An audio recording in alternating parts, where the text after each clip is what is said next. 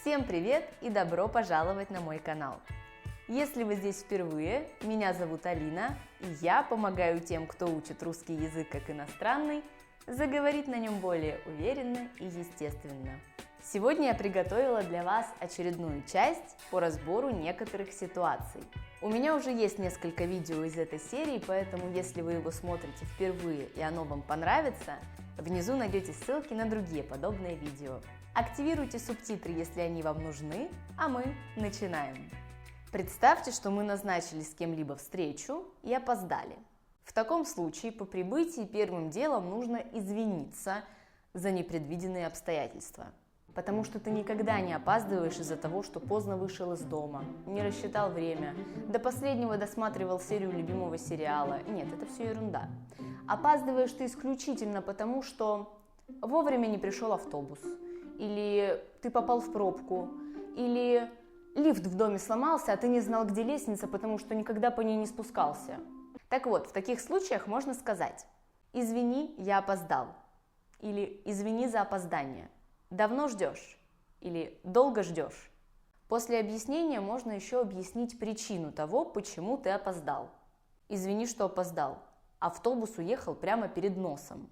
Если это чуть более формальная встреча с человеком, к которому мы обращаемся на «вы», тогда можно сказать: «Прошу прощения за опоздание» или «Извините, что опоздал. Надеюсь, вы меня недолго ждете». Идем дальше. Мы часто передаем привет своим знакомым.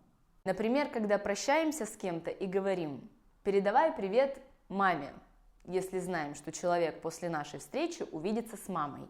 Или когда вы не прощаетесь, но вашему собеседнику позвонил кто-то, кого вы тоже хорошо знаете. И в таком случае вы тоже можете передать ему привет. «Передай привет» или «Передавай от меня привет». Стандартные фразы, которые мы используем, чтобы поздороваться с человеком, которого мы не видим и не слышим. Следующая ситуация. Вы гуляете с собакой, мимо вас проходит незнакомец, умиляется животному и спрашивает, можно ли его погладить. Вы знаете, что ваша собака может отреагировать агрессивно на чужого человека, и что подходить к ней настолько близко не самая хорошая идея. Как можно вежливо отказать этому человеку? Просто сказать «нет», наверное, прозвучит грубовато. Но есть такая хорошая нейтральная фраза «лучше не стоит». После нее вы можете объяснить причину, почему незнакомцу не стоит гладить вашу собаку, но можете остановиться на этом и ничего не объяснять. Можно погладить вашу собаку? Лучше не стоит. Дальше. Вы идете по улице и видите, что у кого-то, кто идет впереди вас, что-то выпало из кармана или из сумки, неважно, что-то выпало. И вы хотите обратить внимание человека на то, что ему нужно поднять эту вещь. Вы можете окликнуть его, либо поднять эту вещь самостоятельно, догнать его и сказать: «Девушка» или «Молодой человек, у вас выпало». Если это люди постарше, тогда вместо «девушка», «молодой человек» можно сказать «женщина» или «мужчина». Можно уточнить, что именно выпало. Если вы видите, что это кошелек, тогда можете сказать: «Девушка, у вас кошелек выпал» или «Вы кошелек уронили». И наоборот, если вы сами оказываетесь в ситуации, когда у вас что-то выпало, вы не заметили, а к вам кто-то подошел и сказал, что вот у вас выпало, тогда вы можете сказать: «Ой, спасибо большое, я и не заметила». Наверняка вы сталкивались с ситуациями, когда в общественном туалете кто-то начинает дергать ручку двери, несмотря на то, что она очевидно закрыта и там кто-то есть. Так вот, пока эту ручку не оторвали, вы можете крикнуть «занято», и тогда к вам никто не будет ломиться. Всего одно слово – «занято». Теперь перейдем к прощанию. Вы прощаетесь, но ненадолго. Возможно, договариваетесь о встрече, которая скоро должна состояться. И, возможно, не устанавливаете точное время встречи, а предполагаете, что это будет часов в 5 или в 6, и вообще не обязательно сегодня. Смотря как закончите делать дела. И вот в этом случае можно сказать фразу «на связи». На связи тогда. Давай, на связи. Короче, на связи. Фраза «на связи» довольно неформальная, но в некоторых случаях она используется в том числе по отношению к людям, с которыми разговор чуть более формальный.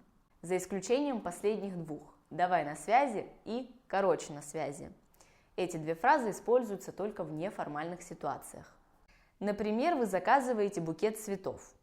Обсудили все детали, заказали доставку на следующее утро и договорились о том, что будете на связи. То есть так и говорите «тогда на связи», подразумевая, что если что-то понадобится уточнить, то вот она я. Я бы сказала, что фраза «на связи» – это синоним слову «давай», которое мы тоже очень часто используем при прощании. Про это слово у меня есть отдельное видео, если будет интересно, посмотрите его тоже. А следующий вид прощания, когда вы хотите пожелать кому-то чего-то приятного и сказать не просто «до свидания» или «пока», а, например, «хорошего дня». Это универсальная фраза, которая подходит как для формального прощания, так и для неформального. Вы можете пожелать хорошего дня в конце разговора с родителями, с друзьями, со знакомыми, ну и также на кассе в магазине, при выходе из ресторана, при оказании какой-либо услуги как с вашей стороны, так и с противоположной. В общем, это фраза, которая прозвучит очень вежливо. Ее не обязательно говорить везде и всюду, только если вам на самом деле не хочется пожелать хорошего дня. То есть вы не будете выглядеть грубияном, если скажете просто «до свидания» или «хорошего дня», но это очень милый способ заставить незнакомого человека улыбнуться.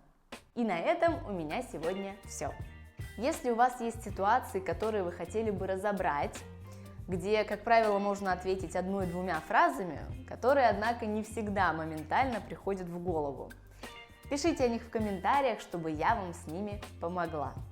Ставьте лайк, если вам понравилось это видео, подписывайтесь на канал, если еще не подписаны, и активируйте колокольчик, чтобы не пропустить другие видео, которые у меня выходят каждую неделю.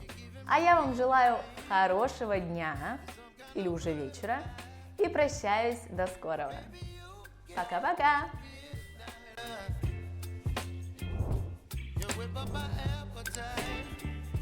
Don't leave me here high and dry.